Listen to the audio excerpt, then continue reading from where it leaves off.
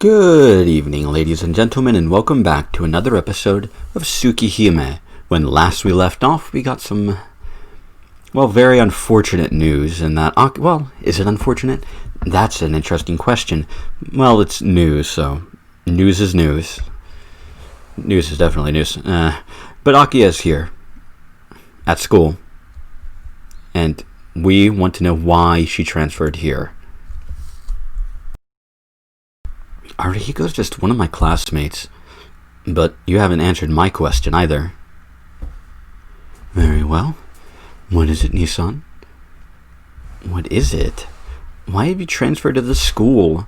What possible reason could you have to transfer to a second-rate elevator school?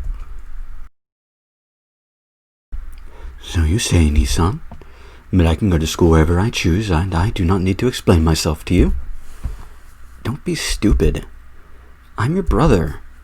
I can't just overlook things that are against your best interests. Frankly, I can't see any benefit in you transferring to the school. Since our old man isn't around anymore, it's my responsibility to look out for you. What?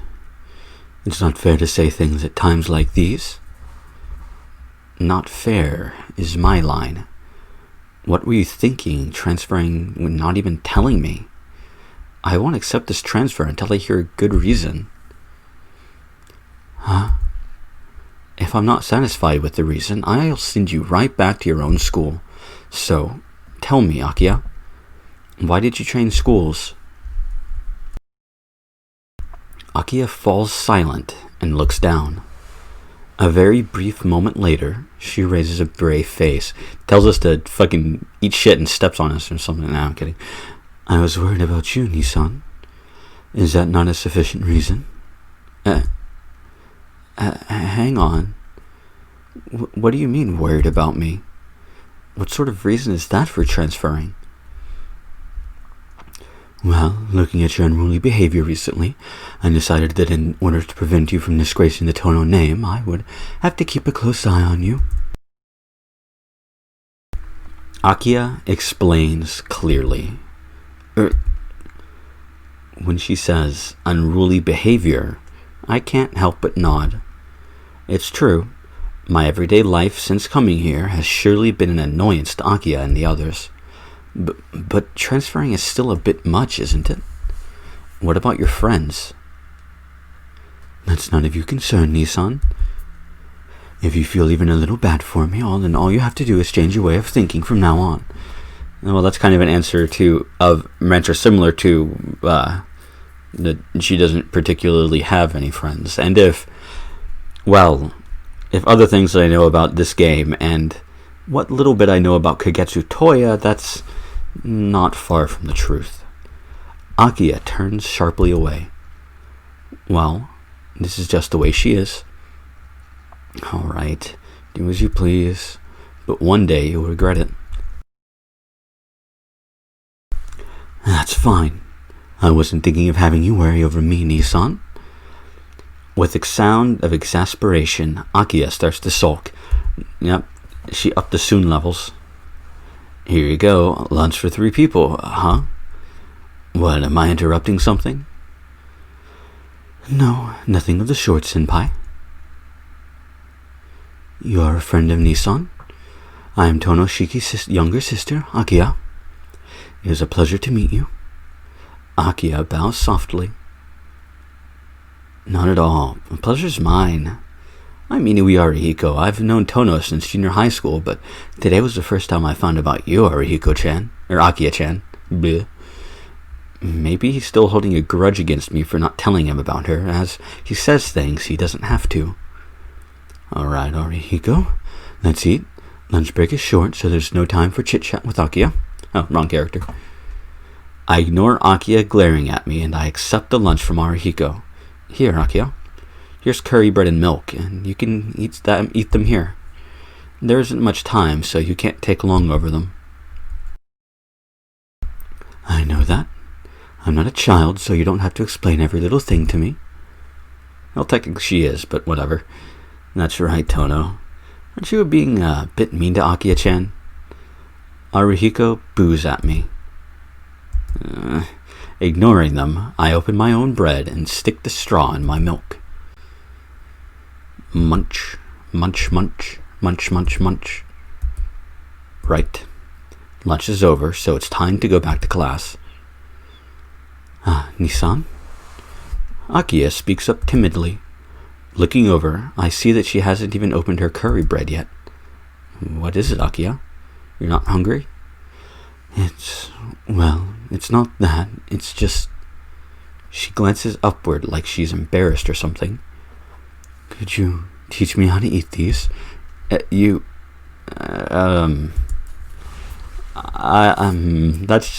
okay. She glances hesitantly towards me. That's kind of a weird... Never mind. Just going by with what she said, And what am I supposed to say? You open your mouth, or you unwrap it, and you open your mouth. You place part of it in your mouth, and then you close your mouth. Whatever. What do you mean how to eat them? You just break open the wrapper and eat it. It's not hard, is it, Tono? Hiko, sorry, but could you get a napkin from the cafeteria? Me? I nod silently. Fine, but you'll owe me one. Arihiko runs off towards the school building again. Alright, give it to me. You open the bag here, like this, and you just bite into it. It's okay, but don't expect too much for the taste. Kohaku-san's cooking and this are like heaven and earth. Really, Nissan? I'm not kidding. Or what are you going to say? Don't tell me that even though you've transferred to our school, you can't eat our food. I don't want to think less of you.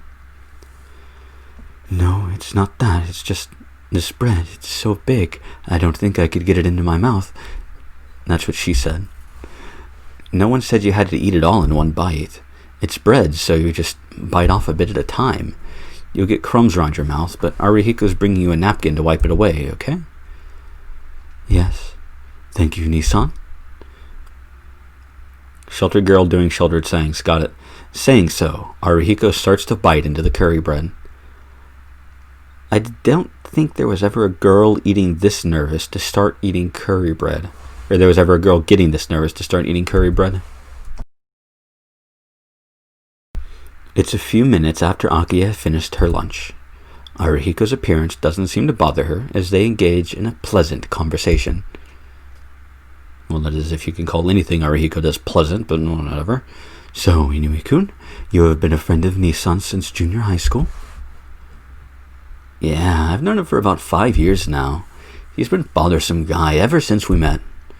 I helped him out with all kinds of stuff, and before I knew it, he kind of grew on me. Arihiko, that's the wrong word. You're talking about him like a fungus. You should call it extortion. Well, I guess Shiki is a bit of a fungus. Whatever you call it, we're stuck with each other. Arihiko laughs. Yeah, kind of like how stuff sticks to the bottom of your shoe. I guess we both give each other a lot of trouble. I return Arihiko's laugh cynically. Somehow, Akiha seems to be having trouble stomaching Arihiko and myself. Can't blame her. Oh, by the way, Akiha-chan, can I ask you something? Certainly, if it is something I can answer. Well, I've been wondering for a while now. Tono has chronic anemia, right? Was he always like this? The amazing thing about Arihiko is how he is so straightforward and asking awkward questions like this. Yes, Nissan has been anemic since birth, but since all the people of the Tono family have similar problems, his is not a special case. Really, Akiha? Yes. Father suffered from manic depression, divergent identity disorder to give it its full title. What? Divergent identity? More commonly called split personalities, though father's wasn't severe enough to cause muddiness of memory. I didn't know. But looking back on it, Tono Makihisa's character did seem to switch often from tenderness to brutality as I drop my phone more. So it was a medical condition, that old man. Looking at it like that, everything becomes clear. Before the accident, I always felt father was a tender man who kept his distance. But after the accident, Makihisa clearly hated me. Looking back, it may have been because of his condition. This break's over, Tono. Don't complain to me about it. Come on, Akiha, you should hurry back to your classroom. It'll be embarrassing to be late on your first day at school. I understand. Take care, Nissan. As the bell resounds, we return to our classroom.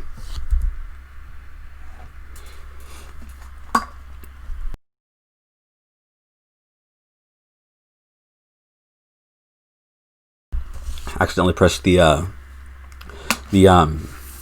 advance button instead of my push to mute button. A full day of ups and downs finish. What should I do now? Well, that's pretty obvious what we're gonna do. We're gonna go to Akiha's classroom. I mean, what else will we do? The events which happened during lunch break still weigh on my mind. I'm sure she can walk home alone, but I feel I ought to go check on Akiha. I walk along the corridor lit by the fading sun. I think Akiha's class is first grade, class 1. Well, don't call it first grade. There's very different connotations to us filthy Americans. The classroom is silent. A girl stands alone in the empty, red classroom. I feel a little dizzy. The classroom died by the evening glow. Alone, a girl with long, faintly red hair is preparing to leave. Faintly red. No matter how I look at her, she's Akiha. So why do I feel like I'm seeing a stranger for the first time? Nissan? As she calls out to me, the dizziness subsides. You're Akiha, right? Nissan, are you feeling poorly again? Akiha addresses me in her usual tone. Looking at Akiha's black hair, I feel that, without a doubt, this is my own little sister, Tono, Akiha. Nah, it's nothing. Come on, Akiha, it's time to go back. If you're not doing anything, do you want to walk home together? Yes, if you don't mind, let's walk home together. For some reason, Akiha smiles tenderly. My heart thumps. Perhaps it's the dizziness from earlier, or perhaps the strangeness of seeing Akiha in my own school. For some reason, my heart beats far harder than it needs to. I leave the school building with Akiha. It's not that hot outside, but it's quite warm in my room for some reason. Whatever. I just read that. As we reach the school gates, I catch sight of Senpai waving at me. You came in last, Tono-kun. Senpai? What are you doing standing here like this? I wasn't just standing here. I was waiting for you, Tono-kun, but... Senpai glances at Akiha next to me. Somehow, at a glance, she realizes that Akiha and I are walking home together. Hono-kun, is this your little sister? Senpai throws a sidelong glance at Akiha. Ellipses. Akiha says nothing. Nothing is said, but both Senpai and Akiha tell me with their eyes to introduce me to this person. It seems like this is going to be a really tiresome job. Senpai, this is my younger sister, Akiha. She transferred to our school just today. Akiha bows to Senpai. I see. Hello. My name is Ciel, and I'm a friend of Tono-kun.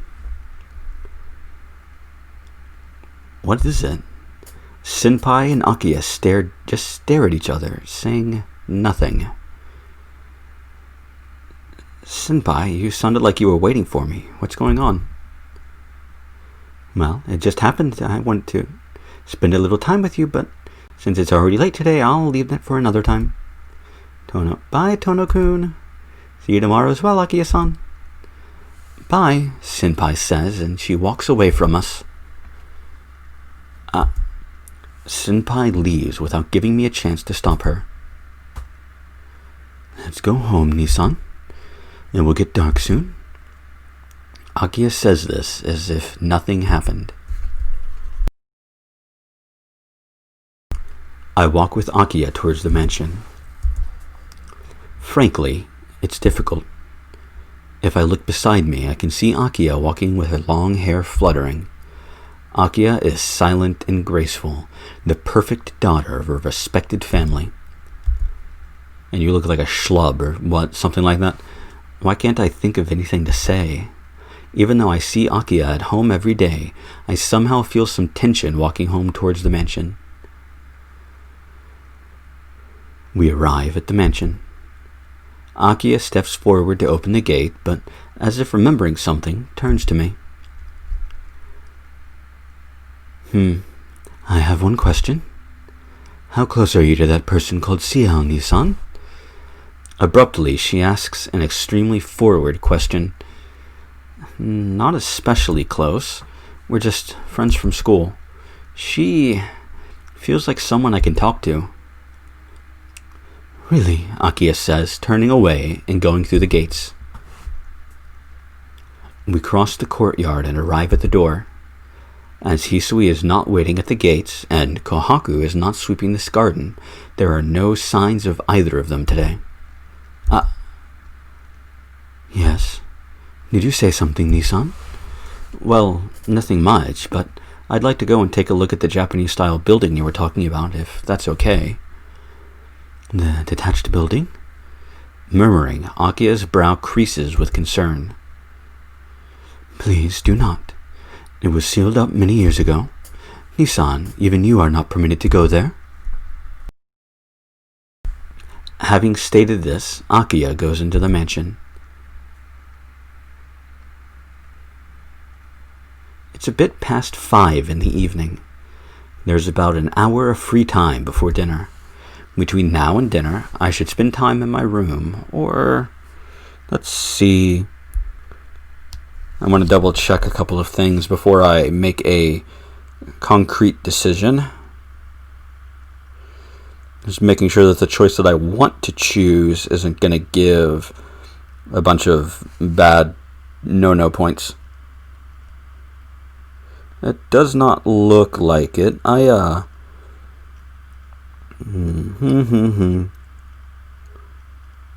because I don't want that. That'll lead to death, I think. No, that just leads, that leads to scenes that we can see otherwise in other ways, so there's no reason to do that. So, we are... Okay, I have made my decision. We are going to go to the detached building. Wait, actually... Yeah. We're good. That is what I wanted to do.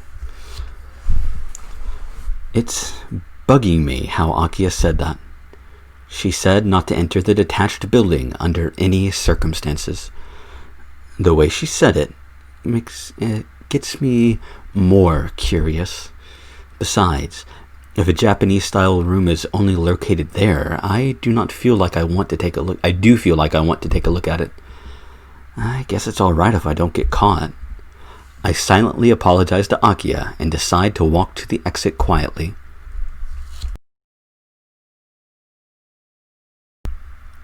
The sun is set and it is pitch black outside.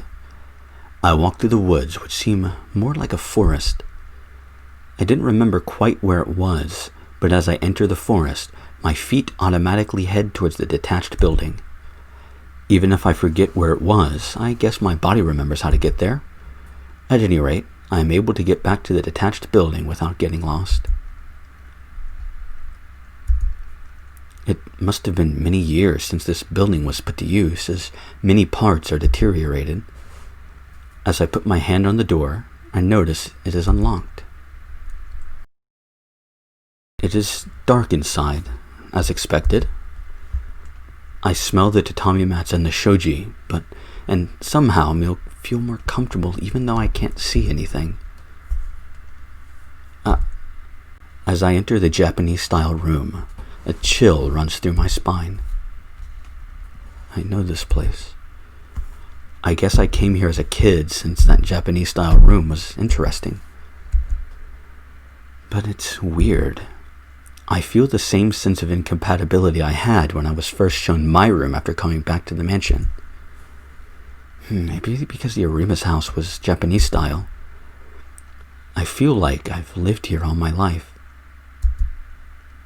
Or maybe, if I recall, in the past, when we were playing in the courtyard, maybe it wasn't just me and Akiha. Ouch. I feel a pain in my neck. It might be my anemia, but my body feels like lead. This is bad. I have to go back to my room. I shake my head lightly, and I decide to go back to my room before I really faint. Oh, hello, Shiki-san. What are you doing in a place like this? Kohaku-san suddenly enters the room. I look around to see what I can do. There's no place to hide.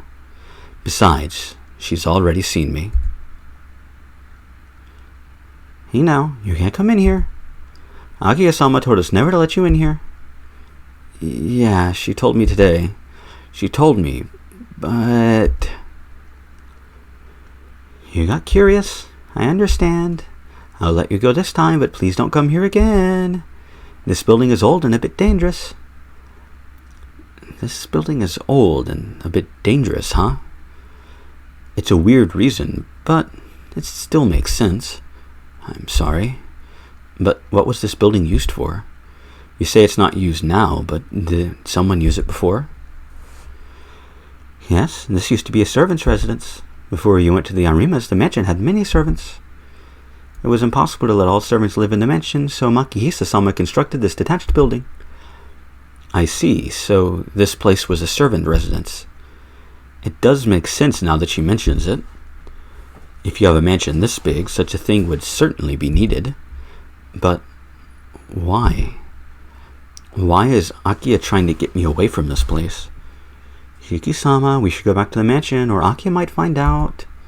Oh, I'm sorry. I shake off the faint doubt remaining and decide to go back to the mansion with Kohaku-san. Well, that was interesting. And I think here is where we're going to end off this episode.